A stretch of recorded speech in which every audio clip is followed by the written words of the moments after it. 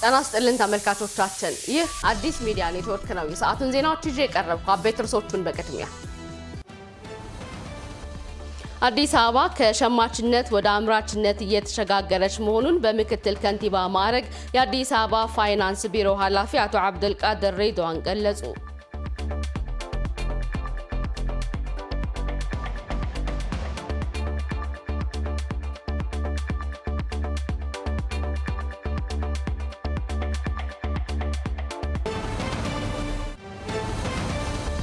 ፌስቲቫሉ ዘንድሮ ለ17ኛ ጊዜ የሚከበር ከተማ አቀፍ ፌስቲቫል ነው፣ የባህል ፌስቲቫል ነው።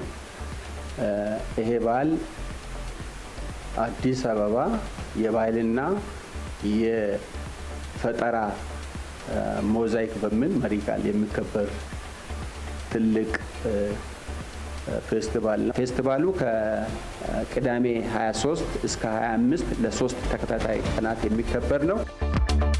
17ኛው ከተማ አቀፍ የባህል ፌስቲቫል ከጥር 23 እስከ 25 አዲስ አበባ የባህልና ፈጠራ ሞዛይክ በሚል መሪ ሀሳብ እንደሚካሄድ የአዲስ አበባ ባህልና ኪነ ጥበብ ቢሮ አስታወቀ። ቻይና እና ዩናይትድ ኪንግደም ኢኮኖሚያዊ ትስስርን ለማጠናከር ተስማሙ የሚለውን ደግሞ ከባህር ማዶ መርጠነዋል።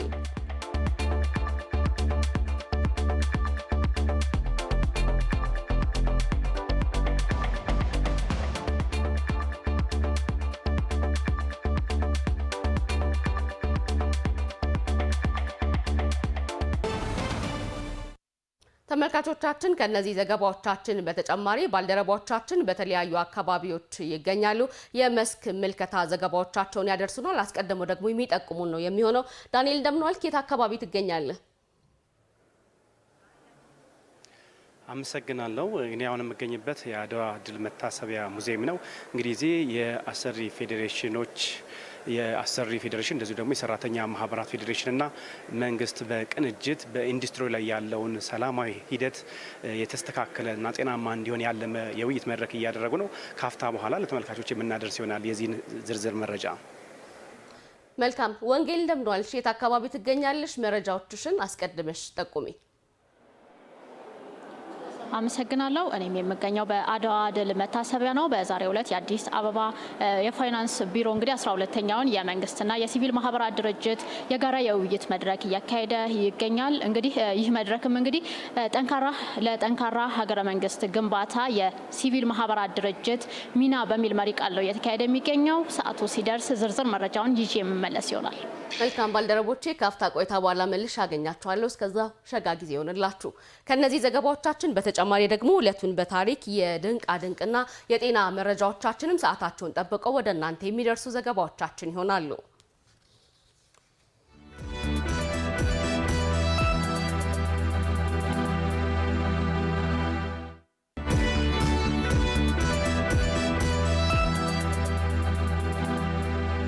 ዜናዎቹን እየመራሁ ራቢያ ሰዒድ አብሬያችሁ ዘልቃለሁ። ወደ አጫጭር ጉዳዮቻችን አለፍኩ።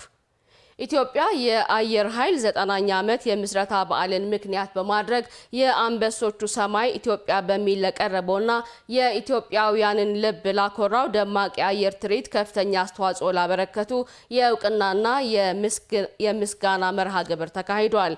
የኢትዮጵያ አየር ኃይል የነጻነትና የአንድነት ምልክት በሚል መሪ ቃል በተከበረው በዚህ ታሪካዊ በዓል ላይ የሀገሪቱን ሰማይ በጥበብና በጀግንነት ላደመቁ አብራሪዎች የኢፌድሪ አየር ኃይል ዋና አዛዥ ሌተናል ጀነራል ይርማ መርዳሳ ተገኝተው የእውቅና ስጦታና ምስጋና አቅርበዋል። ዋና አዛዡ በወቅቱ ባስተላለፉት መልእክት አብራሪዎቹ በትርኢቱ ወቅት ያሳዩት የላቀ ብቃትና ጥበብ ከመደበኛ ወታደራዊ ተግባር ባሻገር የተቋሙን ዝግጁነትና የቴክኖሎጂ የበላይነት ለዓለም ያስመሰከረ መሆኑን ገልጸዋል። ሌተናል ጀነራል ይርማ መርዳሳ አክለውም ከተቋማችን አልፎ ኢትዮጵያን አኩርታችኋል፣ የአየር ኃይልን የማድረግ አቅምም በተግባር አረጋግጣችኋል በማለት የአብራሪዎቹን ጀግንነትና ታማኝነት አወድሰዋል። የእውቅና አብራሪዎቹ ለሀገር ሉዓላዊነትና የአየር የበላይነትን ለማረጋገጥ የሚያደርጉትን ተጋድሎ የሚዘክር ከመሆኑም በላይ ለተቋሙ ቀጣይ ትውልድ ትልቅ የሞራል መነሳሳትን የሚፈጥር መሆኑን መገለጹን የሀገር መከላከያ ኦንላይን ሚዲያ ለየሜን የላከው መረጃ ያመለክታል።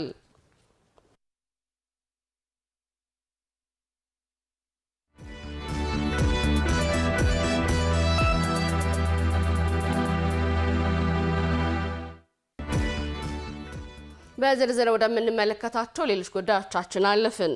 አዲስ አበባ ከሸማችነት ወደ አምራችነት እየተሸጋገረች መሆኑን በምክትል ከንቲባ ማዕረግ የአዲስ አበባ ፋይናንስ ቢሮ ኃላፊ አቶ አብዱልቃድር ሬድዋን ገለጹ። የመንግስትና የሲቪል ማህበረሰብ ድርጅቶችም የጋራ የውይይት መድረክ በአዲስ አበባ እያካሄዱ ይገኛሉ። መድረኩን እየተከታተለች የምትገኘው ባልደረባችን ወንጌል ፈቃደ በዚህ ጉዳይ ላይ ተጨማሪ መረጃ ልታደርሰን በቀጥታ መስመራችን ላይ ትገኛለች። ወንጌል እንደምንዋልሽ። በመድረኩ ላይ የተነሱ አጠቃላይ ዋና ዋና ጉዳዮች ምንድን ናቸው?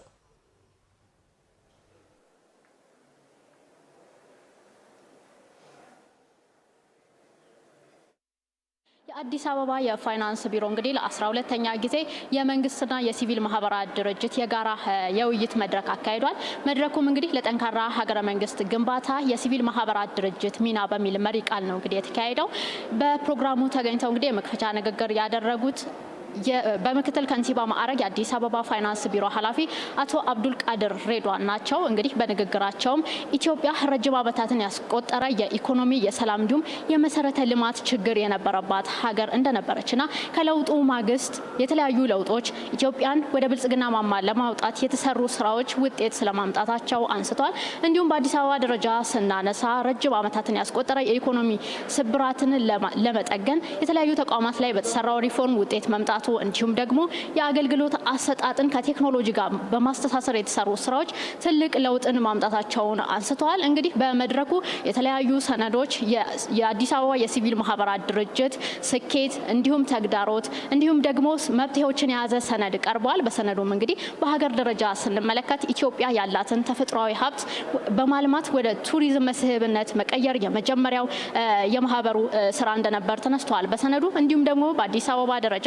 የሀገርን እንግዲህ የተለያዩ የኑሮ ውድነትን ከማረጋጋት አንጻር የተወሰዱ እርምጃዎች ውጤትን ስለማምጣታቸው በሰነዱ ተነስተዋል። በአምስቱም የአዲስ አበባ በሮች ተገንብተው ወደ ስራ የገቡ የንግድ ማዕከላትም እንግዲህ ትልቅ ለውጥን ገበያን ከማረጋጋት አንጻር ስለማምጣታቸው እንዲሁም የቅዳሜና የእሁድ ገበያዎች ትልቅ አስተዋጽኦ ስለማምጣታቸው እንግዲህ በሰነዱም ተነስቷል።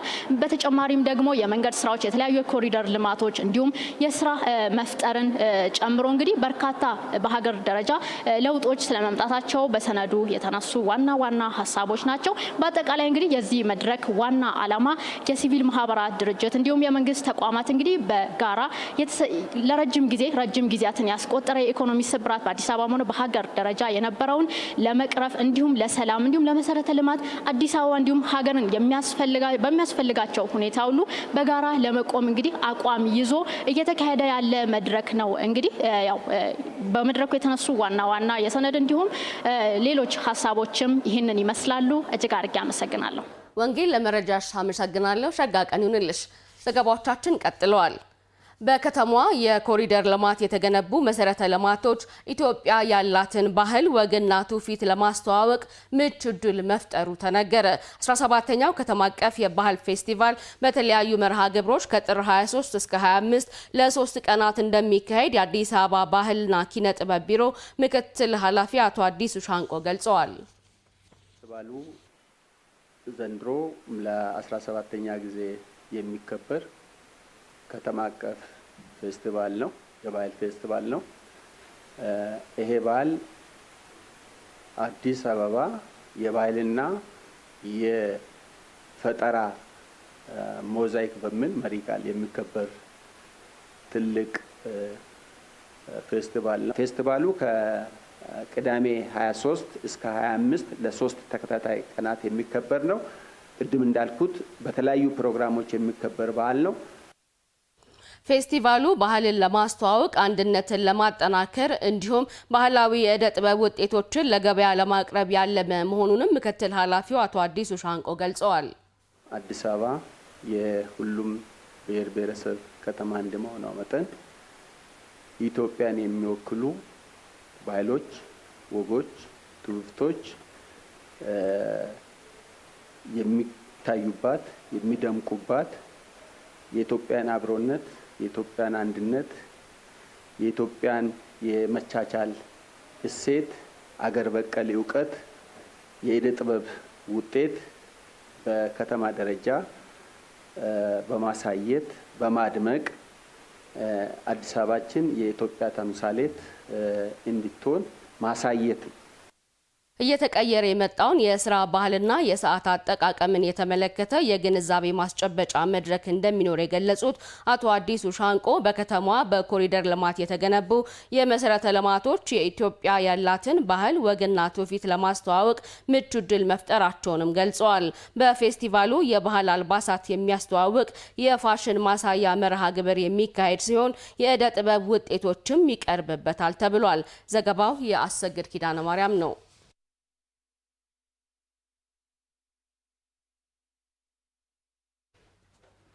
ዘመኑ የፈጠረውን እድል በመጠቀም በኢንዱስትሪው ዘርፍ አዲስ የስራ ባህል መገንባት እንደሚገባ የአዲስ አበባ ከተማ ስራና ክህሎት ቢሮ አስታወቀ። ቢሮው የማህበራት የማደራጀት ምጣኔ ማሳደግን ያለመ ውይይት ከባለድርሻ አካላት ጋር እያካሄደ ይገኛል። ውይይቱን እየተከታተለ የሚገኘው ባልደረባችን ዳንኤል መላኩ በቀጥታ መስመራችን ላይ ይገኛል። ተጨማሪ መረጃ ሊያደርሰን። ዳንኤል እንደምንዋልክ። የአዲስ የስራ ባህል መገንባት እንደሚገባ ተገልጿልና በዋናነት በመድረኩ ላይ የተነሳው ሀሳብ ምንድን ነው? አመሰግናለሁ ራቢያ። እንግዲህ ቀደም ሲል እንዳነሳሽው የስራና ክህሎት ቢሮ ከተለያዩ ማለትም ከአሰሪና ከሰራተኛ ማህበራት ኮንፌዴሬሽን ጋር ውይይት እያደረገ ይገኛል። እንግዲህ በዚህ የውይይት መድረክም የተለያዩ ሀሳቦች ተነስተዋል ማለት ነው። እንግዲህ በምክትል ከንቲባ ማዕረግ የአዲስ አበባ ስራና ክህሎት ቢሮ ኃላፊ አቶ ሚሊዮን ማቴዎስ በዚሁ መድረክ ላይ ሀሳባቸውን አንስተዋል። በተለይ ዘመኑን የሚመጥን አሁን ያለንበትን ቴክኖሎጂ ማዕከል ያደረገ የኢንዱስትሪ ባህል መገንባት እንደሚገባ ጠቅሰዋል ማለት ነው። እንግዲህ ይህ ብቻ አይደለም። በተለይ ኢትዮጵያ ብዙ እድሎች አምልጠዋታል ባለፉት ዘመናት። ያንን ማካካስ የሚችል ስራዎች መስራት ይጠይቃል። ኢንዱስትሪውን ለማዘመንና ከኢንዱስትሪ የሚገኘውን ጥቅም ዘመኑን የመጠነ ጥቅም ማግኘት እንደሚገባም አንስተዋል ማለት ነው። በዚህም እንግዲህ የሀገር ወዳድነት ባህል ሊያድግ እንደሚገባና በኢንዱስትሪ ውስጥም ያሉ ተሳትፎችን በማሳደግ በአሰሪና ሰራተኛው እኩል ተሳትፎ በማድረግ የላቀ ደረጃ ላይ ለመድረስ የሚቻልበት እድል መኖሩን ጠቅሰዋል ማለት ነው። እንግዲህ ይሄ ብቻ አይደለም። በተለይ አሁን ያሉት የአሰሪ ፌዴሬሽን፣ የሰራተኛ ፌዴሬሽኖች እና አንዱን መተቸት ሳይሆን በጥምረት ሆነው ለአገር አንድነትና ህብረት መስራት እንደሚጠይቅ አንስተዋል ማለት ነው። እንግዲህ በተለይ ኢትዮጵያ ያለችበትን እድገት መንግስትም ትኩረት መስጠቱን ገልጿል። የኢትዮጵያን የሚፈልገውን እድገት ለማምጣት በኢንዱስትሪው መስክ በልዩ ትኩረት መስራት መንግስት ይህንን አልሞ እየሰራ መሆኑንና መንግስት ትኩረት ካደረገባቸው ዘርፎች አንዱ ኢንዱስትሪ መሆኑን ጠቅሰው በዚህም በልዩ ትኩረት እንደሚሰራ እንግዲህ የቢሮ ኃላፊው ጠቅሰዋል ማለት ነው። እንግዲህ ከዛ ውጪ የኢትዮጵያ ሰራተኛ ማህበራት ኮንፌዴሬሽን ፕሬዚዳንት አቶ ካሳሁን ፎሎም ተመሳሳይ የሆኑ ሀሳቦችን አንስተዋል። በተለይ ማህበራዊ ምክክር ላይ ማተኮር ይገባል። በምክክር የማይፈታ ምንም አይነት ነገሮች የሉም። የምክክር ባህላችን ብዙ ነገሮች ችግሮች መፍታት የሚያስችል ባህል አለን። ይህንን በመጠቀም ወደ ህግ ከመሄድ ይልቅ በአሰሪና ሰራተኛ መካከል ያሉትን ክርክሮች እና የሚፈጠሩ ችግሮችን በምክክር የመፍታት ባህል ሊዳብር እንደሚገባ አቶ ካሳሁን ፎሎ ተናግረዋል ማለት ነው። እንግዲህ ይህ ብቻ አይደለም። ሌሎች አገሮችም የተሳካላቸውና አሁን የበለጸጉ ሀገር መሆን የቻሉት በምክክር ነው። በምክክር በርካታ ስኬቶች እንደሚገኙ በማስተዋል ለዚህ ልዩ ትኩረት ልንሰጥ ይገባል ሲሉ በተመሳሳይ ሀሳባቸውን አንስተዋል ማለት ነው። በተለይ የሶስቱ ጥምረት የመንግስት የአሰሪ ማህበራትና እንደዚሁም ደግሞ የሰራተኞች ማህበራት በጥምረት ከሰሩ የማይፈቱ ችግር የለም። አንዱ በአንዱ ላይ እጣቱን ከመቀሰር ይልቅ በመነጋገርና በመመካከር በርካታ ችግሮችን መፍታት እንደሚቻል አንስተዋል ማለት ነው። እንግዲህ የኢንዱስትሪ ሰላም ማረጋገጥ የሚቻለው በመመካከርና በጋራ በመስራት ስለሆነ በዚህ ላይ በልዩ ትኩረት ሊሰራ እንደሚገባ የኮንፌዴሬሽኑ ፕሬዚዳንት አቶ ካሳሁን ፎሎ ገልጸዋል ማለት ነው። እንግዲህ ሌላው የውይይቱ ተሳታፊ የሆኑ የተለያዩ ማህበራት ተወካዮችም ሀሳባቸውን አንስተዋል። በዚህ ኢንዱስትሪ ውስጥ የሚፈለገው ለውጥ እንዲመጣ ኢትዮጵያም የሚገባትን እድገት እንድታገኝ የየድርሻቸውን ኃላፊነት እንደሚወጡ አንስተዋል ማለት ነው። በዚህም ትኩረት አድርገው እንደሚሰሩና ከመንግስት ጋርም እንደዚሁም ደግሞ ከአሰሪና ከሰራተኛ ፌዴሬሽን ጋር በጥምረት ሶስቱ አካላት እንደሚሰራም ተናግረዋል ማለት ነው በውይይት መድረኩ ላይ። ይህ ብቻ አይደለም። አብዛኛው አገራችን ውስጥ ያሉ ችግሮች አሉ። አንዱን ለሌላ አካላት በመስጠት ሳይሆን ሁላችንም በየድርሻችን የተናጠል ኃላፊነት በመውሰድ ችግሮችን ለመቅረፍ እንሰራለን ሲሉ የተለያዩ ማህበራት ተወካዮችም ተናግረዋል ማለት ነው። እንግዲህ ምሽት ላይ ደግሞ የተለያዩ ሀሳቦችን አዳዲስ ሀሳቦችን ጨምረን ለተመልካቾች የምናደርስ ይሆናል። ለአሁኑ ያለኝ መረጃ ይሄ ነው። ራቢያ ዳንኤል፣ ለመረጃ አመሰግናለሁ። ሸጋ ቀን ይሁንልህ። 32 independent African states. Africa, unite for the አፍሪካውያን ከዓመታት በፊት አባቶቻችን ለአንድነት ቃል የገቡት በዚሁ ምድር ነው። ይህች ከተማ የመሰባሰቢያ ቦታ ብቻ አይደለችም። የእያንዳንዱ አፍሪካዊ የነጻነት መንደር ናት።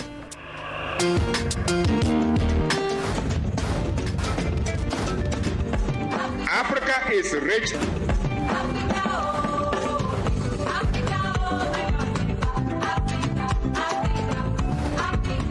ዛሬ ይህች የጋራ መዲናችን ገጽታዋን አድሳለች፣ ለክብራችሁ ተውባለች።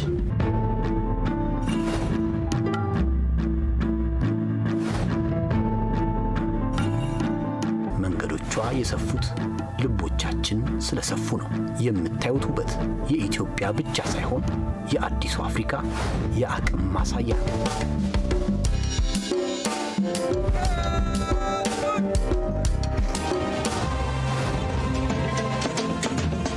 Paying attention to Africa means መጻኢ ዕድላችንን ለመወሰን ወደ አንድነት ማማችሁ፣ ወደ ሰላም አዳራሻችሁ እንኳን በደህና መጣችሁ። አዲስ አበባ ኢትዮጵያ፣ የአፍሪካ ልብ፣ የእናንተ ቤት። Africa wants to see peace, love and prosperity.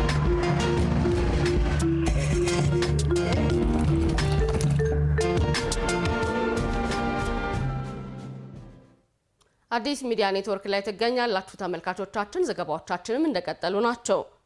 አፍሪካውያን የጥቁር ሕዝቦች ኩራትና ምልክት የሆነውን የአድዋ ድል መታሰቢያን እንዲያውቁት በትኩረት እየተሰራ መሆኑን መታሰቢያው አስታወቀ። የዘንድሮውን የአፍሪካ ሕብረት ጉባኤ ለመታደም ወደ አዲስ አበባ የሚመጡ እንግዶች መታሰቢያውን እንዲጎበኙት የጉብኝት መርሃ ግብሮች ስለመዘጋጀታቸውም ተገልጿል። ጽዮን ማሞ ተጨማሪውን ይዛለች። ጊዜው አውሮፓውያኑ አህጉር አፍሪካን ለመግዛት እጅጉን የቋመጡበት ጊዜ ነበር። ያሻቸውንም ለማድረግ ያሰቡበት። የአህጉር አፍሪካ ምልክቷ ኢትዮጵያ ታዲያ ለባዕዳን እጅ አልሰጥም ብላ ነፍጥ አንስታ የካቲት 23 1988 ዓ.ም ድልን በነጮች ላይ ተጎናጸፈች። ይህ ታሪክ አሁን ለዓለም ጥቁር ሕዝቦች መመኪያ ሆኖ ይነሳል። በአዲስ አበባም ይህንኑ ድልና ታሪክ የሚዘክር መታሰቢያ ተሰርቶ አገልግሎት እየሰጠ ታሪክን እየዘከረ ይገኛል። የአድዋ ድል መታሰቢያ ይሄው የታሪክ ማህደር ከፊታችን የሚካሄደውን የአፍሪካ ሕብረት ተሳታፊዎች እንዲያውቁት መታሰቢያው እያደረገ ያለው ዝግጁነት ምን ይመስላል ስንል እኛም ጥያቄ አነሳን። እንግዲህ የአድዋ ድል መታሰቢያ ኤፒ ሴንተር ነው ይባላል። ማዕከል ነው። ሀገራችን ትልቁ ምልክት እንደሆነ ይታወቃል። የድል መታሰቢያ ነው። በቅርቡ እንኳን ካየን በጣም ትልልቅ የሀገራት መሪዎች፣ ታዋቂ ግለሰቦች፣ ስፖርተኞች፣ ስትሪመሮች ወደዚህ ይመጣሉ ከውጭ ሀገር ማለት ነው። እንግዲህ የአፍሪካ ሕብረትንም መሪዎች ስናዩ ደግሞ እንግዶችን በዚህ አግባብ ነው እና የምናስተናግደው የራሳችን የሆነ ከለር አለን። አድዋዊ የሆነ መስተንግዶ በዚህ ይጠብቃቸዋል ማለት ነው። አድዋ ኢትዮጵያ በዓለም ሕዝቦች የአሸናፊነት ምልክት ማሳያ፣ ለጠላት የማትንበረከክ አፍሪካዊት ሀገር ስለመሆኑ ያነሱት የአድዋ ድል መታሰቢያ ዋና ዳይሬክተር ዶክተር ዮሴፍ ቤኮ የአድዋ ድል መታሰቢያ ለአፍሪካ ሕብረት የሚታደሙ አፍሪካውያንን በኢትዮጵያዊ ባህልና በአድዋዊ የጀግንነት አቀባበል ለማስተናገድ ዝግጁ ስለመሆኑ አንስተዋል። በአድዋ ብዙ የሚታይ ነገር አለ፣ ብዙ የሚነገር ነገር አለ። በተለይ ደግሞ ለሚመጡት አፍሪካውያን ለነሱ የተለየ ትርጉም አለ ብለን እናስባለን። ምክንያቱም ድሉ የኢትዮጵያውያን ብቻ ሳይሆን የጥቁር ሕዝቦች ምልክት፣ የፓን አፍሪካኒዝም ትልቁ ምልክት ስለሆነ ለአፍሪካውያንም ትርጉም ስላለው ወደዚህ ሲመጡ ፕራዮሪቲ ፕሮግራማቸው ደግሞ የመጀመሪያ መርሃ ግብራቸው እንደሚሆን እናምናለን። በእኛ በኩል የተለየ መስተንግዶ አለ። በዚህ ታሪክና ትርክት ይነገራል። ስለ ሀገር አንድነት፣ ስለ ጥቁር ሕዝቦች ድል፣ ስለ ተጋድሎ፣ ስለ አሸናፊነት፣ ስለ ሀገር ክብር፣ ስለ ሉዓላዊነት አብረን የምንተርክበት ይሆናል ማለት ነው። አድዋ መላውን የዓለም ጥቁር ህዝብ እንደ አንድ አፍሪካዊ ቤተሰብ እንዲተሳሰር የሚያደርግ የአንድነት ምልክት ስለመሆኑ የሚያነሱት ዶክተር ዩሱፍ መታሰቢያው የተሰራበትን ዲዛይን ጨምሮ የአድዋን ድል የሚዘክር በመሆኑ አፍሪካውያን ይህንን እንዲያዩት እድል የሚሰጥ ነው ብለውታል። እያንዳንዱ ነገር በዚህ ያለው እንደ አምድ ነው የሚታየው። ለአፍሪካውያን የሚሰጠው ትርጉም አለው። ከታች ስትመጪ የደረጃውን ውጣ ወረድ ካየሽ በአድዋ የነበረውን ውጣ ወረድ ድካምን አባቶቻችን የከፈሉትን ዋጋ የሚያሳይ ነው። ወደ ውስጥ ስትገቢ አዳራሾቻችን እንኳን ሳይቀሩ በአፍሪካውያን የተሰየመ ፓን አፍሪካኒዝም የሚል አለ።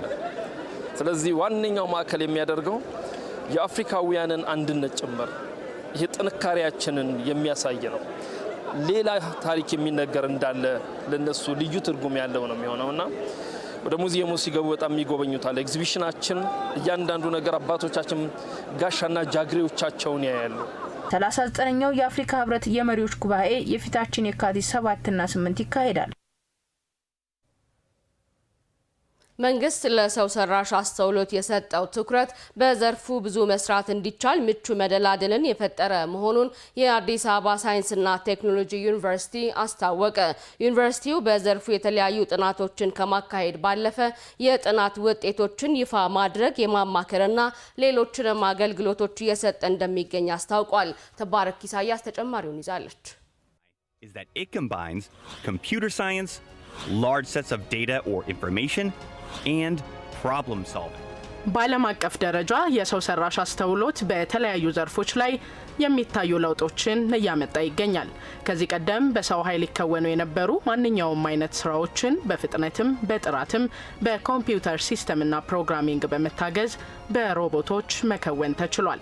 ኢትዮጵያም በዘርፉ የተሻለ ለውጥን ለማምጣት ኤአይ ለሁሉም በሚል መርህ የኢትዮጵያ አርቲፊሻል ኢንተለጀንስ ኢንስቲትዩትን አቋቁማ እየሰራች ትገኛለች። በዚህም የተሰጠው ትኩረት ውጤታማ እየሆነ መጥቷል። የዛሬ 5 ዓመት አርቲፊሻል ኢንተለጀንስ ሚሊዮን ሀሳብ ስናነሳ ተቋም ይፈጠር ሲባል በእኛም ውስጥ እንዲሁ በቀላሉ ተቀባይነት ያለው ሀሳብ ብዙዎች በቀላሉ የገዙት ጉዳይ አልነበረም። ግን አርቲፊሻል ኢንተለጀንስ የሰው ልጅ የሚያስብበትን መንገድ፣ ኢማጂን የሚያደርግበትን መንገድ፣ ፖሲቢሊቲን የሚያይበትን መንገድ እየቀረጸ መጥቷል። ብንፈልግም ባንፈልግም በዚህ ሬስ ውስጥ ራሳችንን ማስገባት ካልቻል ደረጃው የትም ቦታ ይሁን እንደ ሀገር እንደ ከዚህ ቀደሙ ትላልቅ ሬቮሉሽኖች ወደ ኋላ እንቀራለን። እንደ ሀገር ለሰው ሰራሽ አስተውሎት የተሰጠው ትኩረት በጤናው በግብርናውና በሌሎችም ዘርፎች ላይ የተለያዩ ግኝቶችን እያስገኘ የፈጠራ መብት ባለቤትንም ጭምር እያቀዳጀ ይገኛል። በሄልዝ ሴክተር የጡት ካንሰር ልየታ ላይ በጣም ትልቅ ውጤት አምጥተዋል። ይሄ በእነሱ ብቻ ሳይሆን በኢንተርናሽናል ጆርናል ላይ ፐብሊሽ ያደረጉት በብዙ የአርቲፊሻል ኢንተለጀንስ አዋቂዎች ዘንድ ተቀባይነት ያገኘ የፓተንት ራይት ያገኙበት ፕሮዳክት ነው። በሕክምና በጣም በርካታ ፕሮዳክቶች አውጥተዋል። በግብርና ብትወስድ የቡና በሽታ፣ የሌላ አዝርቶች በሽታ የመለየትን ቱል እንደዚሁ ፕሮዲውስ አድርገዋል። ለዚያም የፓተንት ራይት አላቸው።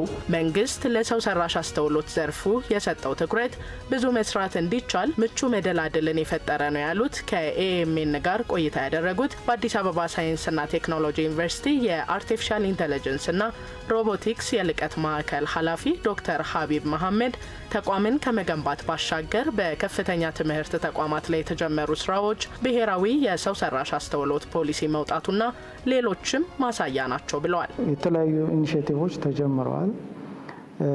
ለምሳሌ ዲጂታል 2025 ፋውንዴሽኑ ነበረ። የፋውንዴሽን ላይ የሚሰሩ ለምሳሌ ሴንትራላይዝድ የሆኑ ፕላትፎርሞች እንዲኖሩ ማድረግ፣ ፋይናንሻል ኢንክሉዥን እንዲኖር ማድረግ፣ የኢንተርኔት ስፒድ እንዲጨምር ማድረግ፣ እነዚያውም ፋውንዴሽን ናቸው ለአርቲፊሻል ኢንተለጀንስ ኢንተርምስ ኦፍ ኢንፍራስትራክቸር ኢንተርምስ ኦፍ ኤሌክትሪሲቲ። ሶ ያ እንግዲህ ኮሚትመንቱን ያሳያል። ኢንስቲትዩሽን ተመስርቷል። ስለ አርቲፊሻል ኢንተለጀንስ ዙሪያ ሪሰርች የሚሰራ የኢትዮጵያ አርቲፊሻል ኢንተለጀንስ ኢንስቲትዩት ያ መቋቋሙ የገቨርንመንትን ኮሚትመንት ነው የሚያሳየው። በዩኒቨርሲቲው የሰው ሰራሽ አስተውሎትን መነሻ ያደረጉ ዘርፈ ብዙ ስራዎች እየተሰሩ እንደሚገኝ የጠቆሙት ኃላፊው ተቋሙ የተለያዩ ጥናቶችን ከማካሄድ ባለፈ የጥናት ውጤቶችን ይፋ ማድረግ ማማከርና ሌሎችንም አገልግሎቶች እየሰጠ እንደሚገኝ አንስተዋል። ዩኒቨርሲቲያችን ዩኒቨርሲቲ ፎር ኢንዱስትሪ ነው። የዩኒቨርሲቲ ፕሮብሌሞችን እየወሰደ የተለያዩ ቴክኖሎጂዎችን እየተጠቀመ ፕሮብሌሞችን ሶልቭ ማድረግ፣ የችግሮችን ማቃለል ማካለል፣ ሪሰርች መስራት፣ ኮንሰልተንሲ መስራት፣ ኮሚኒቲ ኢንጌጅመንት መስራት ላይ ያተኮረ ነው። እንግዲህ ይህን ለመስራት በሴንተሩ በኩል ወደ 151 የሚሆኑ ሜምበሮች አሉት። ስለዚህ አንድ መምህር አስቱን ጆይን ሲያደርግ በማስተማር ብቻ መኖር አይችልም።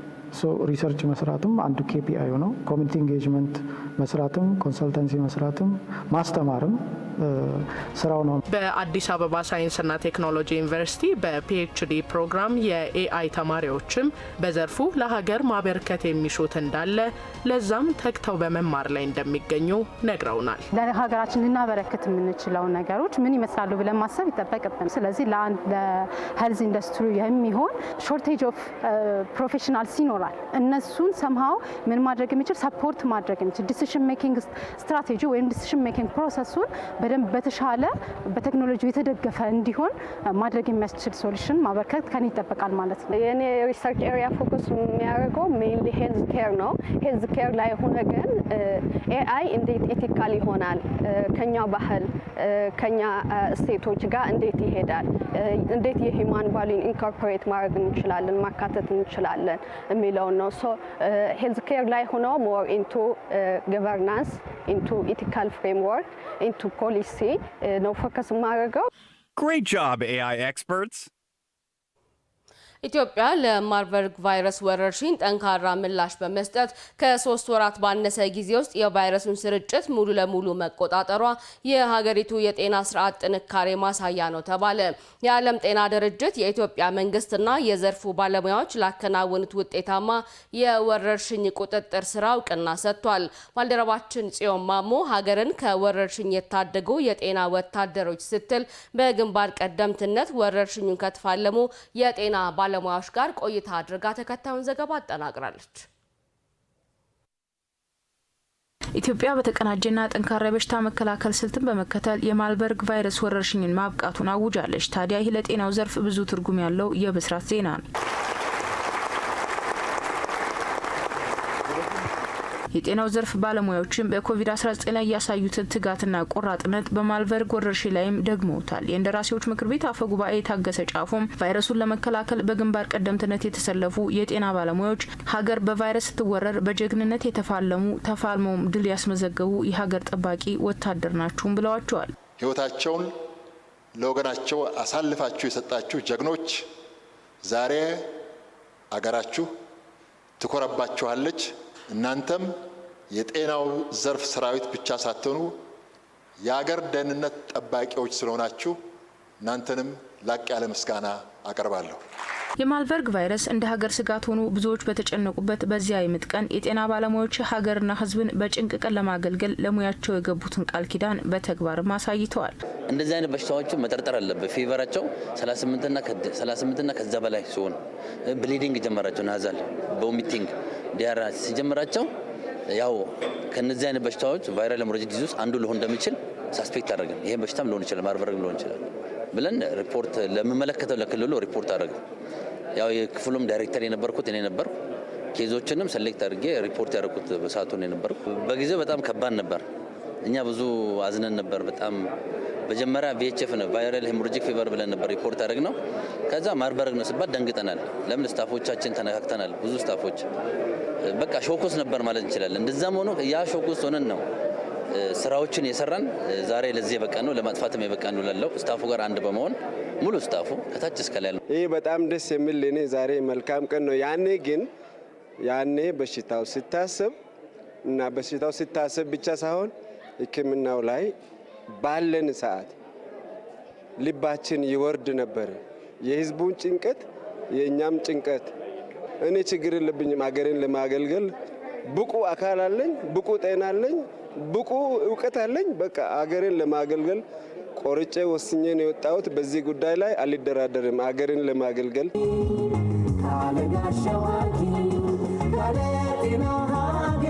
ስራቸውን ጋሻ መከታ አድርገው መስዋዕትነትም ከፍለው ሲሰሩ ስለመቆየታቸው ያነሱት የጤና ባለሙያዎችም አሁን እነሱን ጨምሮ በርካታ አካላት ባደረጉት ብርቱ ትጋት በሽታው ከኢትዮጵያ ውስጥ ስለመጥፋቱ መታወጁን ለነሱ ልዩ ስሜት የሚፈጥር ጉዳይ ነው።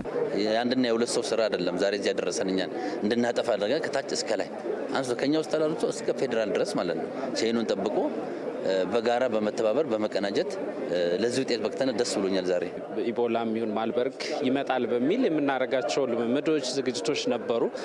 ያለፉት 2 ወራት የተለያየ ስሜት በመሀል ሰዎችን ማጣት አለ፣ እንደጠበቅሽው አለመሄድ አለ፣ ተቆጣጠርኩት ብለሽ ስታስቢ የሆነ ቦታ አንዳንድ ነገሮች መከሰት አለና ግን ይሄ ሁሉ አልፎ ዛሬ አልቆ ሲታይ በጣም ደስ ይላል። ኢትዮጵያ በተለይ ባለፉት የለውጥ ዓመታት ለጤናው ዘርፍ ትኩረት ሰጥታ እየሰራች ነው። በዚህም የማልበርግ ቫይረስን ጨምሮ ተላላፊ በሽታዎችን መግታት ችላለች ያሉት ባለሙያዎቹ ክፉን ያርቀውና ኢትዮጵያ ውስጥ ተመሳሳይ ችግር እንኳን ቢከሰት ለችግሩ ምላሽ ለመስጠት የዝግጁነት አቅማቸው በከፍተኛ ደረጃ ማደጉን ይገልጻሉ። ከዚህኛው ተምረን ቀጣይ ደግሞ ሊመጡ የሚችሉ እንግዲህ ዓለም ኢንተርኮኔክትድ ነች። አንዱ ሀገር ያለ ነገር ኦሎፊሰደን ኢትዮጵያ ውስጥ ሊከሰት ይችላልና ይሄ ከኮቪድ የተማርነው ነገር ለዚህኛው ጠቅሞናል። ከዚህ የተማርነው ነገር ደግሞ ሌሎች ተመሳሳይ ከዚህም የከፋ ነገር ቢመጣ ደግሞ ምላሽ የምንሰጥበትን አቅም አጎልብተናል ብለን እናምናለን። ኢትዮጵያ የማልበርግ ቫይረስን ሙሉ በሙሉ መቆጣጠሯን ይፋ ማድረጓን ተከትሎ የዓለም ጤና ድርጅት የኢትዮጵያ መንግስትና የዘርፉ ባለሙያዎች ላከናወኑት ውጤታማ የወረርሽኝ ቁጥጥር ስራ እውቅና የተሰጠ ሲሆን የዓለም ጤና ድርጅት ዋና ዳይሬክተር ዶክተር ቴዎድሮስ አዳኖም በይፋዊ የማህበራዊ ትስስር ገጻቸው ባሰራጩት መረጃም የኢትዮጵያ መንግስትና የጤና ባለሙያዎች በቅንጅት ያከናወኑ ስራ ውጤታማ ነበር ብለዋል።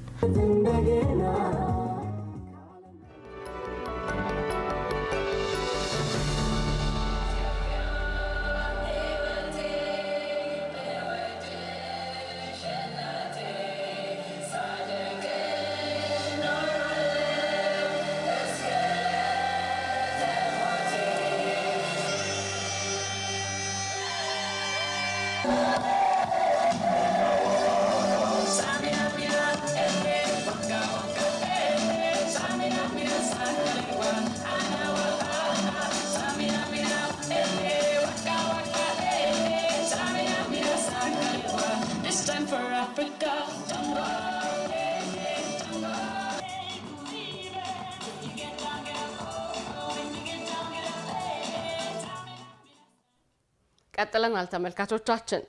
የኢትዮጵያ ዘላቂ የንጹህ መጠጥ ውሃ አቅርቦትና ጤናማ ምህዳር ግንባታ ውጤቶች ለአህጉራዊው አጀንዳ 2063 ግቦች ስኬት ወሳኝ ድርሻ እንደሚኖራቸው የውሃና ኢነርጂ ሚኒስትሩ ኢንጂነር ሀብታሙ ኢተፋ ገለጹ። 39ኛው የአፍሪካ ህብረት የመሪዎች ጉባኤ ዘላቂ የውሃ አቅርቦትና ደህንነቱ የተጠበቀ የንጽህና አጠባበቅ ስርዓቶችን ማረጋገጥ ለአጀንዳ 2063 ግቦች ስኬታማነት በሚል መሪ ሀሳብ በአዲስ አበባ ይካሄዳል። ንጉሱ በቃሉ ተጨማሪ ይዟል።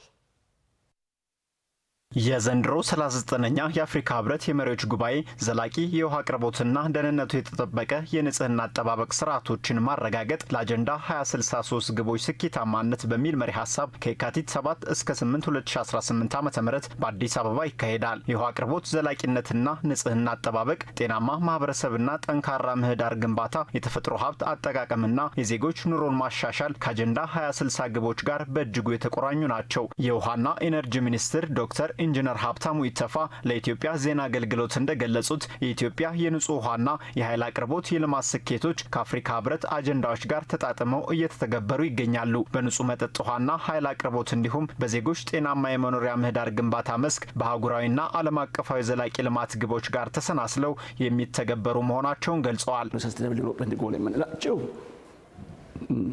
ወደ 3 ወይ 4 አይተም ከኛ ጋር የሚያዙ አሉ። ለምሳሌ ከመጠጥ ውሃ ጋር ለዜጎች በማዳረስ ላይ ከ80 ሚሊዮን በላይ ማህበረሰብ ንጹህ መጠጥ ውሃ ማግኘት ችለዋል ካልክ በሚቀጥለው 2030 አትሊስት እኛ የምንጠብቀው በሁሉም ኢትዮጵያውያን ዘንድ ባለው ስታንዳርድ መሰረት በአቅራቢያቸው ወይም በቤታቸው ንጹህ የመጠጥ ውሃ አገልግሎት ያገኛሉ ብለን ነው የምናምን። እየሰራን ያለንም በዚህ ደረጃ ነው። እንደምናሳካም እርግጠኛ ነን። ምክንያቱም በየአመቱ ከ4 ሚሊዮን በላይ ዜጎቻችን ወደ ተጠቃሚነት እያስገባን ስለሆነ ማለት ነው። የአየር ንብረት ለውጥ ተጽዕኖ ተጋላጭ በሆኑ የኢትዮጵያ አካባቢዎችም በመንግስትና በፕሮጀክት በጀት ድርቅን የሚቋቋም አስደናቂ የንጹህ መጠጥ ውሃ አቅርቦት መሰረተ ልማት መገንባቱን አስታውቀዋል። በኃይል አቅርቦት ዘርፍም የኃይል አማራጭ ልማትን በማስፋት በከተማና ገጠር ከስነ ምህዳር ደህንነት ጋር የተጣጣመ አመርቂ ውጤት እየተመዘገበ እንደሚገኝ አንስተዋል። ሁለተኛው ኢነርጂ ነው። በገጠርም በከተማ ማንኛውንም የኢነርጂ አማራጮች በምንችለው ልክ በመጠቀም ስራዎች እየሰራ እንገኛለን። ከዋና ግሪድ ኮኔክትድ መሆን የሚችሉ ከተማም ሆነ በገጠርም በአርሶ አደርም በአርብቶ አደር አካባቢ የሆኑ በሙሉ ከዋና ገቢ እንዲያገኙ የማድረግ ስራዎች ውጤታማ ስራዎችን እያየን እንገኛለን። ከዚህ ውጭ ደግሞ የሆኑ ቦታዎች በኦፍ ግሪድ ቴክኖሎጂ ማገዶ ቆጣቢ የሆኑ ምድጃዎች ከሰል ቆጣቢ የሆኑ ምድጃዎችን ቴክኖሎጂዎችን እያባዛን እንገኛለን። በጠቅላይ ሚኒስትር ዶክተር አብይ አህመድ ሀሳብ አመንጭነት የተተገበረው የወንዝ ዳርቻ ልማት የውሃ ሀብት ደህንነትን በመጠበቅ ጉልህ ፋይዳ እያበረከተ እንደሚገኝ ገልጸዋል። ላብነትም በአዲስ አበባና በሁሉም የውሃ አካላት በወንዝ ዳር ልማት የውሃ ሀብት ብክለትን በማስቀረት ዜጎች ንጹህና ጤንነቱ በተጠበቀ አካባቢ የሚኖሩበትን እድል እየፈጠረ መሆኑን ተናግረዋል። ሀብታችን እንዳይበከል ንጹህ አካባቢ እንዲፈጠር የሚሰሩ ስራዎች ቀላል ነገር አይደለም። አዲስ አበባ ላይ ብታይ ክቡር ጠቅላይ ሚኒስትራችን ኢኒሼቲቭ የሆነው የወንዝ ዳር ልማት በከተማ ከጀመር በሁሉም አካባቢ ወንዞቻችን እንዳይበከሉ ማድረግ ላይ ኢትዮጵያ እየሰራች ትገኛለች። ስለዚህ ምንድነው ይሄ ንጹህ አካባቢ መፍጠር፣ ንጹህ ኢኮሲስቴም መፍጠር፣ ለሰዎችም ለተፈጥሮ ለሆኑ ጉዳዮችም በመስራት ኢትዮጵያ ትልቁን ስራ እየሰራች ትገኛለች። ስለዚህ በኃይልም በመጠጥ ውሃም በውሃ አስተዳደርም በዛ ልክ የዘላቂ ልማት ስትራቴጂን ከግብ ለማድረስ የሚሰሩ ስራዎች አሉ። ውጤቶች ተመዝግበዋል። በአፍሪካ ህብረት አጀንዳ መነሻነት የተሰሩ የንጹህ መጠጥ ውሃ አቅርቦትና የጽዱ ኢትዮጵያ ሀገር አቀፍ ንቅናቄ የከተሞችን ጽዳትና ውበት በመጠበቅ የኢትዮጵያ የዘላቂ ልማት ግቦች ስኬታማ ጉዞም የአየር ንብረት ተጽዕኖን በመቀነስ አህጉራዊና ዓለም አቀፋዊ አጀንዳዎችን እውን እንዲሆኑ ለማስቻል ከፍተኛ ሚና እየተወጣ መሆኑን አንስተዋል። በህብረቱ የመሪዎች ጉባኤም ኢትዮጵያ በውሃ ደህንነትና ንጽህናቸው የተጠበቁ ከተሞችን ለመገንባት ያስመዘገበችውን ስኬት በተሞክሮነት ለማጋራት እንደሚሰራ አንስተዋል። የኤሌክትሪክ ተሽከርካሪ መግዛት ባህል እያደገ መምጣቱን አስመጪ ነጋዴዎች ተናገሩ።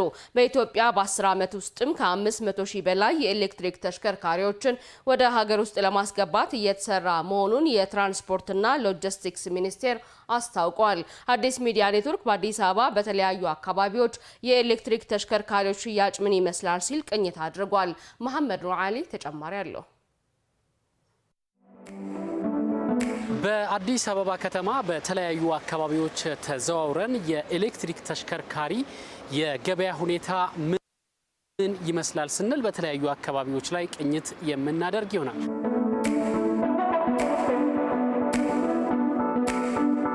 በአዲስ አበባ ከተማ ከጊዜ ወደ ጊዜ የኤሌክትሪክ ተሽከርካሪ የመግዛት ባህል እያደገ ስለመምጣቱ ተዘዋውረን ያነጋገርናቸው የኤሌክትሪክ መኪና ሻጮች ነግረውናል። የኤሌክትሪክ መኪኖች በፊት ላይ ተቀባይነታቸው ብዙም ጥሩ አልነበረም። አሁን ላይ ግን ሰዎች እየተቀበሉ ነው ያለውን ነገር። ከማርኬትም ሁኔታ ጥሩ ዋጋ አላቸው። የኤሌክትሪክ መኪኖች ከነዳጅም ወጪ አንጻር ትርፋማ ናቸው። አሁን ላይ የሰው አቀባበል ጥሩ ነው። ከበፊቱ አሁን ላይ ገዢዎች ጥሩ እንቅስቃሴ አለ። ከቀደምቱ አሁን በጣሙን የተሻሻለበት የግሪን ሞቢሊቲ ኮንሰፕት የሰስቴናብል ትራንስፖርት ሀሳቡ በደንብ እየሰረጸና ተጠቃሚዎች ከአንድም ወደ ሁለት ከነሱም አልፈው ሌላ ሰው ሪከመንድ ወደ ማድረግ ሂደት ላይ ደርሰዋል። የኤሌክትሪክ መኪና አሁን በጣም ተቀባይነት እያገኘ ያለ ነገር ነው። ያው እንግዲህ ለነዳጅ ከሚወጣው ወጪ አንፃር ሰው በደንብ ተቀባይነት አግኝቶ እየተጠቀመ ይሆናል። መኪናዎቹ በስፋት ሰው እየተጠቀማቸው ነው ያሉት። ከአዲስ ሚዲያ ኔትወርክ ጋር ቆይታ ያደረጉት የትራንስፖርትና ሎጂስቲክስ ሚኒስትር ዴኤታ አቶ በርኦ ሀሰን በቀጣይ ዓመታት ከ500 ሺህ በላይ የኤሌክትሪክ ተሽከርካሪ ወደ ሀገር ውስጥ ለማስገባት እየተሰራ መሆኑን ነው የገለጹት። የኤሌክትሪክ ተሽከርካሪዎችን በማምጣት የተሰማሩ አስመጪ ነጋዴዎች ሙሉ በሙሉ ወደ ኤሌክትሪክ ተሽከርካሪ ሽያጭ እንዲገቡ እየተደረገ ነው ብለዋል። እቅዳችን በ10 ዓመት ጊዜ ውስጥ ከ500 ሺህ በላይ የኤሌክትሪክ ተሽከርካሪዎች እንዲኖሩን ነው የምንሰራው። ይሄ ኮንቨርዥን ሳይጨምር ነው። ኮንቨርዥን ማለት እድሜ ጠገብ የሆኑ ነዳጅ ብዙ የሚበሉ የብክለት አቅማቸው ከፍተኛ የሆኑ ተሽከርካሪዎችንም ወደ ኤሌክትሪክ መቀየሪያ ስታንዳርድ አጽድቀናል። ወደ ኤሌክትሪክ ይቀየራሉ ማለት ነው። አብዛኛው የነበረን የተሽከርካሪ ወይም አውቶሞቲቭ ላይ በማስመጣትም በመገጣጠምም ሲሰሩ የነበሩ ተቋማት አሁን ሙሉ በሙሉ ወደ ኤሌክትሪክ መኪናዎች ሽፍት አድርጓል ወይም ደግሞ ኤሌክትሪክ መኪና አስመጪ እናትን ተቀላቅሏል ማለት ነው። የገጣጣሚ ተቋማትም የሚገጣጥሙት አሁን ላይ የኤሌክትሪክ ተሽከርካሪዎች ናቸው። ከዚህ ቀደም የሚገቡ ተሽከርካሪዎች የጥራት ደረጃ ብዙም ትኩረት ያልተሰጠው እንደነበር ያስታወሱት ሚኒስትር ዴኤታው አሁን ላይ ወደ ሀገር ውስጥ የሚገቡ የኤሌክትሪክ ተሽከርካሪዎች የጥራት ደረጃን ማስጠበቅ የሚያስችል አሰራር መዘርጋቱን ተናግረዋል። መኪኖችን የምናስገባበት የምንገዛበት የምንገዛቸው መኪናዎችን ከሀገርና ከዜጎች ጤና እንደውም ደግሞ የነዳጅ አጠቃቀማቸውም ከፍተኛ የሆነ ኮንሰምፕሽናቸው ሀይ የሆኑ ተሽከርካሪዎች ናቸው ማለት ነው።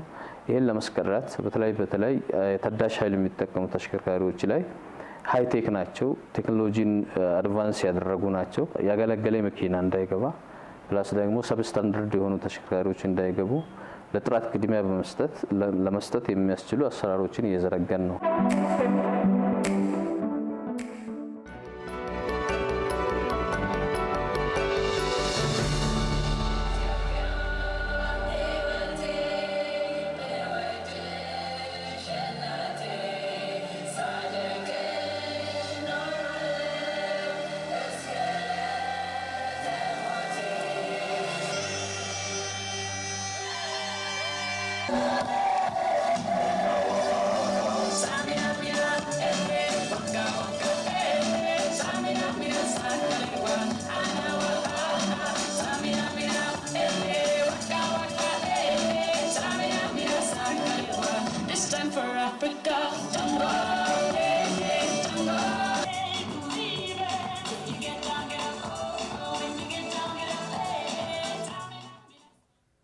የሕክምና ትምህርት ቤት ለመግባት የመግቢያ ፈተናውን 2 ጊዜ ያላለፈው ህንዳዊ በአካል ጉዳት ኮታ ስር ለመግባት ሲል እግሩን ቆርጧል። ዘገባው የኦዲቲ ሴንትራል ነው። ታምሩ ደምሴ እንዴት ለሚለው ምላሽ አለው። እንደ በመቶ ሺዎች የሚቆጠሩ የህንድ ወጣቶች ከኡታር ፕራዴሽ የመጣው ትልቅ ምኞት ያለው የ20 ዓመቱ ሱራጅ ባስካር ዶክተር ለመሆንና ቤተሰቡን ለማኩራት ህልም ነበረው። እንዳለመታደል ሆኖ ጠንካራውን ውድድር ያንን ህልሙን ለማሳካት አስቸጋሪ አድርጎታል። ምክንያቱም 180 ጥያቄዎችን የሚይዘው የሕክምና ትምህርት ቤት የመግቢያ ፈተና 2 ጊዜ ስላላለፈ። ነገር ግን ይህ እንዲያግደው አልፈቀደም። ህልሙን እውን ለማድረግ ከባድ ውሳኔ አሳለፈ። የህንድ የህግ ትምህርትና ኮሌጆችን ጨምሮ በመንግስትና በመንግስት በሚደገፉ ከፍተኛ ትምህርት ተቋማት ውስጥ 5% ቦታ ለአካል ጉዳተኞች እንዲሰጥ ያዛል። ተደጋጋሚ የመግቢያ ፈተና በመውሰድ ነገር ግን ህልሙን እውን ማድረግ ያልቻለው ሱራጅ ወደ አእምሮ የመጣለት የህልሙ ማሳኪያ ብቸኛው መንገድ ይህ ሆኗል። ሱራጅ ያሰበውን ከማድረግ ያገደው አንዳችም ነገር አልነበረም። በቀጥታ አንድ እግሩን ቆረጠ። አካል ጉዳተኛም ሆነ። የቀረው ራሱ በፈጠረው አካል ጉዳተኝነት ተጠቅሞ የልጅነት ህልሙን ማሳካት ብቻ ነው። የወጣቱ ድርጊት የታወቀው ግን ብዙም ሳይሰነባበት ነው። ታላቅ ወንድሙ አካሽ ባሽካር በካሊፑር መንደር ውስጥ ማንነታቸው ያልታወቁ አጥቂዎች ወንድሙ ላይ ጥቃት እንደፈጸሙና እግሩ እንደተቆረጠ እንዳሳወቀው ለፖሊስ ካሳወቀ በኋላ ነው ጉዳዩ በሰነድ ላይ ሰፈረ። ፖሊስም የተሰጠውን ክስ በመቀበል ጥቃት አድራሾችን አፈላልጎ ለመያዝ ጥብቅ ምርመራውን ጀመረ። ሱራጅ ለፖሊስ የሰጣቸው ቃላቶች ከጊዜ ወደ ጊዜ ወጥነት የጎደላቸውና የተዘበራረቁ ሆኑበት። በዚህም የፖሊስ ምርመራው ድርጊቱ የተፈጸመበት ሱራጅ ራሱ ላይ ያተኮረ ሆነ። በሂደትም ተከሳሹ ምርመራውን በተጭበረበረ ታሪክ ለማሳሳት መሞከሩ ፖሊሶቹ ባደረጉት ምርመራ ማረጋገጥ ቻሉ። ሱራጅ የራሱን እግር እንደቆረጠ ለማመን የሚያስችሉ መረጃዎችን በእጃቸው አስገቡ። ፖሊስ የሱራጅን ማስታወሻ ደብተር አግኝቶ በ2026 ዶክተር ሆናለሁ ብሎ የጻፈበትንና የሕክምና ትምህርት ቤት ለመግባት ስላለው ፍላጎት ከሴት ጓደኛው መግለጫዎችን አግኝቷል። እንዲሁም ከጥቂት ወራት በፊት ከአካል ጉዳተኝነት ጋር የተያያዙ ሰነዶችን ለማግኘት ሞክሮ እንደነበርም ደርሰውበታል። በሕክምና ማስረጃ መሰረት የሱራጅ እግር ሙሉ በሙሉ ተቆርጧል ሲል ያሳያል። በዚህም ምናልባትም በማሽን አሊያም በቢላዋ እንደተፈጸመ ማስረጃዎቹ ይጠቁማሉ። ሲራጅ በተገኘበት አካባቢ በሚገኝ መስክ የተገኙ መርፌዎችም እግሩን ከመቁረጡ በፊት ማደንዘዣ ተጠቅሞ እንደነበርም ያሳያሉ። ተጎጂው ደጋግሞ መልእክቱን ቀይሮ ፖሊስን ለማሳሳት ሞክሯል ሲል የፖሊስ ሪፖርቱም ያወሳል። ሱራጅ ባሻካር ለተሻለ ሕክምና ወደ ሕክምና ማዕከላትም እንደተላከ ያሳያል። ነገር ግን እግሩ እስካሁን ሊመለስለት አልቻለም። ምንም እንኳን ፖሊስ የ20 ዓመቱ ሰው የሕክምናውን ፈተና ማለፍ ሳያስፈልገው የሕክምና ትምህርት ቤት ለመግባት እግሩን እንደቆረጠ ቢያምኑም የእርሱ እንቅስቃሴ በጣም አስደንጋጭ ከመሆኑ የተነሳ ማንም ሰው በእርሱ ላይ ምን አይነት የሕግ እርምጃዎች ሊወሰዱ እንደሚችሉም በትክክል አላሳወቁም። የሕክምና ትምህርት ቤት ለመግባት ያለው እቅድ ካልተሳካ የቀረው ሕይወትን በአንድ እግሩ ማሳለፍ በቂ ቅጣት ሊሆን ይችላል ሲሉም የሚደመጡ አስተያየቶችም ተበራክተዋል። በርካታ የጀግንነት ገድል በመፈጸም ስማቸው ከመቃብር በላይ የዋለ አሻራቸውንም በጉልህ ያሳረፉ እልፎችን አፍርታለች። ኢትዮጵያ ቅኝ ያልተገዛች ነጻ ሀገር ለመጪው ትውልድ በማስረከብ ሂደት ስማቸው በግንባር ቀደምትነት ከሚጠቀሱት መካከል ሌተናል ጄኔራል ጃጋማ ኬሎ አንዱ ናቸው። መዛግብት ደማቅ ታሪካቸውን ያሰፈሩላቸው እኚህ የሀገር ባለውለታ ከዛሬ 105 ዓመታት በፊት በዛሬው ቀን ነበር የተወለዱት። ጸጋ ታደለ በጥቂቱ የምታስታውሰን ይሆናል። ኢትዮጵያ ዳር ድንበሯ እንዲከበር ሉዓላዊነቷም እንዲረጋገጥ ለህይወታቸው ሳይሳሱ በልበ ሙሉነት እንዲሁም በጀግንነት የተሰውላት በርካቶች ናቸው። በቆራጥነትና ለሀገር በከፈሉት ዋጋ ስማቸው ከመቃብር በላይ የዋሉ የጀግንነት ታሪካቸው በትውልድ ሲዘከር የሚኖር እልፎችን ባፈራቸው ሀገራችን ታዲያ በለጋነት እድሜያቸው ከወጣትነት ፍላጎታቸው ሀገርን አስቀድመው በመዝመት ደማቅ አሻራቸውን ካሳረፉት መሃል ይጠቀሳሉ። የበጋው መብረቅም ይሏቸዋል። በፈጸሙት የላቀ ጀብዱና ታላቅ ገድላቸው ምክንያት ሌተናንት ጄኔራል ጃጋማ ኬሎ። ጃጋማ የአባታቸው የፈረስ ስም ሲሆን ኃይለኛ ማለትም ነው። የጣሊያን ጦር የአድዋ ሽንፈቱን ሊበቀል 40 ዓመታትን ቆጥሮ በ1928 ዓ.ም ኢትዮጵያን ሲወር ጃጋማ የአባቶቻቸውን የአርበኞችን ፈለግ በመከተል ለእናት ሀገራቸው ከለላ ለመሆን በ15 ዓመታቸው ነበር የዘመቱት። ሌተናንት ጄኔራል ጃጋማ ኬሎ ለ5 ዓመታት ታዲያ ከጣሊያን ጋር በነበረው ወረራ አንድም ቀን ተሸንፈው አያውቁም ነበር። ይልቁንም የጠላትን ጦር ሲያርበደብዱ ቆይተዋል። ጣሊያን ወደ ተለያዩ የሀገሪቱ ክፍሎች ይዞታውን ለማስፋፋት ለሚያደርገው ሙከራ አርበኛው ጃጋማ ኬሎ የመሸጋገሪያ መስመሮችን በመዝጋትና የደፈጣ ውጊያን በማድረግ የጠላትን ጦር በእንቅስቃሴ ሲገቱ ቆይተዋል። የበጋው መብረቅ በጦር ሜዳ ውሏቸው በጣሊያን ጦር ላይ ካገኙት አንጸባራቂ ድል አንዱ በህዳር ወር 1933 ዓ.ም የተገኘው ነው። በዚህም 70 የጣሊያን ወታደሮችን በመግደል 1500 ጠመንጃዎችን በመማረክ እንዲሁም 80 የወገን እስረኞችን በማስፈታት ከፍተኛ ወታደራዊ ድል ተቀዳጅተዋል። የአርበኛው የጦር ሜዳ ድል አድራጊነት ዝነኝነት በሀገር ሁሉ እየናኘ የመጣ ሲሆን በዚሁ ዓመተ ምህረት ወደ ጅማ ከዘመተው የደጃዝማች ገረሱ ዱኪ ጦር ጋርም ወታደራዊ ቅንጅት በመፍጠር በስፍራው የተመሸገውን የጠላትን ጦር መውጫና መግቢያ ማሳጣታቸውን ደራሲ ፍቅረ ማርቆስ ደስታ ስለሳቸው በጻፈው መጽሐፍ ላይ ተከትቧል። የበጋው መብረቅ የሚል የጀግንነት ስያሜ የተሰጣቸው ጄኔራል ጃጋማ ኬሎ አፄ ኃይለ ሥላሴ ከእንግሊዝ እንደተመለሱ ከፍተኛውን ሚና ከተጫወቱትና ነጻ ሀገርን ካስረከቡን ድንቅ አርበኞች መካከል ስማቸው በግንባር ቀደምትነት ይጠቀሳል። ታዲያ እኚህ የሀገር ባለውለታ የተወለዱት ጥር 21 ቀን 1913 ዓመተ ምህረት ነበር።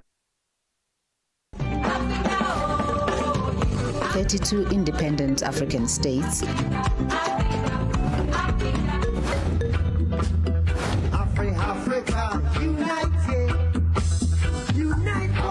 እኛ አፍሪካውያን ከዓመታት በፊት አባቶቻችን ለአንድነት ቃል የገቡት በዚሁ ምድር ነው። ይህች ከተማ የመሰባሰቢያ ቦታ ብቻ አይደለችም። የእያንዳንዱ አፍሪካዊ የነጻነት መንደር ናት።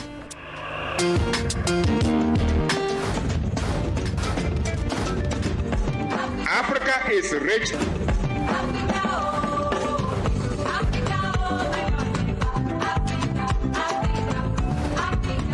ዛሬ ይህች የጋራ መዲናችን ገጽታዋን አድሳለች፣ ለክብራችሁ ተውባለች።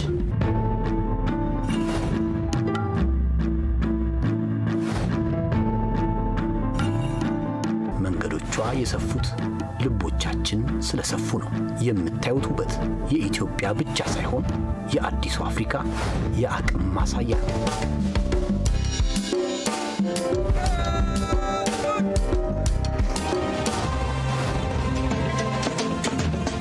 Paying attention to Africa means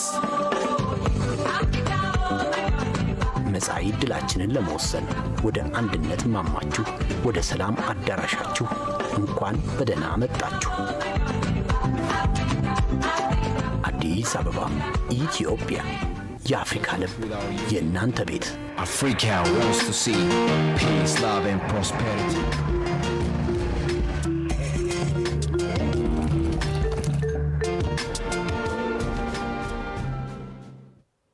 ወደ ጤና መረጃችን አለፍኩኝ። የዛሬው ጤና መረጃችን ትኩረት የሚያደርገው የብጉር የቆዳ በሽታን መከላከል ላይ ነው። እንደ ብጉር የመሰሉ የቆዳ በሽታዎችን ንጽህናን በመጠበቅ የቆዳ ሐኪም በማማከር የታዘዙ ቅባቶችና ሳሙናዎችን እንዲሁም መድኃኒቶችን በመጠቀም መከላከል እንደሚቻል የሕክምና ባለሙያዎች ይናገራሉ። ዘጋቢያችን አልማዝ ሙሉጌታ በአለርት ሆስፒታል የቆዳ ሕክምና ስፔሻሊስት የሆኑትን ዶክተር ጽዮን ተስፋን አነጋግራ ተከታዩን መልእክት ሰንዳለች። ስሜ ዶክተር ጽዮን ተስፋ ይባላል። የምሰራው የአለርት ሆስፒታል ውስጥ ነው። የቆዳ ህክምና ስፔሻሊስት ሐኪም ነኝ። ብጉር ማለት አክኒ ቡልጋሪስ የምንለው የቆዳ በሽታ ሲሆን ሰውነት ላይ ፊት ላይ ይወጣል። ብጉር ብዙ ደረጃዎች አሉት። አነስተኛ የምንለው አለ፣ መካከለኛ የምንለው አለ፣ ከፍተኛ የምንለው አለ። ህክምናው እንደሱ ደረጃ እንዳለው ደረጃ አይነት ይወሰናል። አነስተኛ ሲሆን በቁጥር ከ20 በታች የሆነ ፊት ላይ ብቻ ሲሆን የምናየውም ደግሞ ደቃቅ የሆኑ ኮሚዶንስ ዋይት እና ብላክ የምንላቸው ሲሆኑ ብዙ ተለቅ ያሉ አይነቶች አይኖሩትም።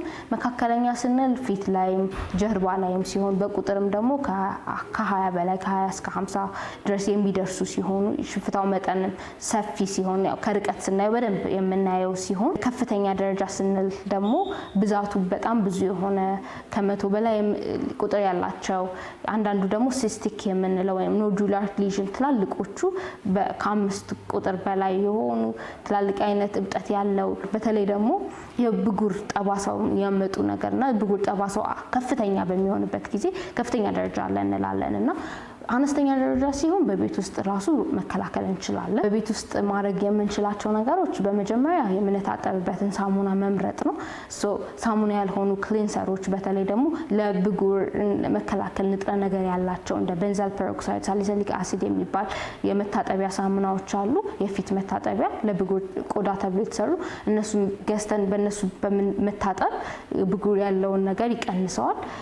ሌላ ደግሞ ሞይስቸራይዘር መጠቀም ነው። ብዙ ጊዜ ወዝ አለኝ ስለዚህ ማለስለሻ መጠቀም የለብኝም ተብሎ ይታሰባል። የብጉር ላይ የተጋላጭ የሆነ ቆዳ ደረቅም ሊሆን ይችላል። ስለዚህ ወዙንም ለመቀነስ ሞይስቸራይዘር በተለይ ናያሲናማይድ የያዘ ኢንግሪዲየንቶችን እንደ ማለስለሻ መቀባት ወዙንም እንዲቀንስልን ሰውነታችን እንዲያስተካክለው ይረዳዋል ማለት ነው። ድርቀቱንም እንዲመጣጠንልን በተለይም ደግሞ የመድኃኒቶችን በምንጠቀምበት ጊዜ የማድረቅ መድኃኒቶችን ስንጠቀም ይሄን ማስተካከል እንችላለን። ምንተኛበትን ትራሶች ንጽህናውን መጠበቅ፣ ምናረግበት ፎጣ ሁሌ እሱን ንጽህናቸውን መጠበቅ ይኖርብናል። ፊታችንን ደግሞ ለስ ባለ ውሃ መታጠብ ይኖርብናል ማለት ነው። በየቀኑ በቀን 2 ጊዜ ከዛ ሞይስቸራይዘር ከዛ የፀሐይ መከላከያ ደግሞ ኦይል የሆኑ ፊቶችን እነዚህ አሪፍ የሆነ ስኪን ሩቲን በሚኖረን ጊዜ አነስተኛ ብጉርን በቤታችን ሆነን እንደዚህ መቀነስ እንችላለን። መካከለኛ ደረጃ በሚሆንበት ጊዜ የምናደርገው ህክምና የሚቀባ መድኃኒቶች አሉ። እነዚህ የሚቀቡ መድኃኒቶችን በሐኪም ቤት ሄደን እናገኛቸው ነው። አንደኛው እንደ ሬቲኖል ቫይታሚን ኤ የሚል ኢንግሪዲየንት የያዘ መድኃኒቶችን ወይንም ደግሞ ለባክቴሪያ የሚሆን መድኃኒቶችን የያዙ እነሱን መጠቀም ይቻላል። ከፍተኛ በሚሆንበት ጊዜ ደግሞ የሚዋጥ መድኃኒት ነው የምናዘው። የሚዋጥ አንቲባክቴሪያል የሆነ መድኃኒቶችን እናዛለን። ካልሆነ ደግሞ የሚዋጥ የቫይታሚን ኤ መድኃኒቶችን ከምርመራ በኋላ የደም ምርመራዎችን አድርገን የምናዝበት ሁኔታ ይኖራል። ዋናው ነገር ምንድነው? ብጉርን ቶሎ መታከም፣ የብጉር ጠባሳ ሳይኖር መታከም የተሻለ ነው። ብጉር ጠባሳ ከማከም ብጉርን ማከም ይቀላል።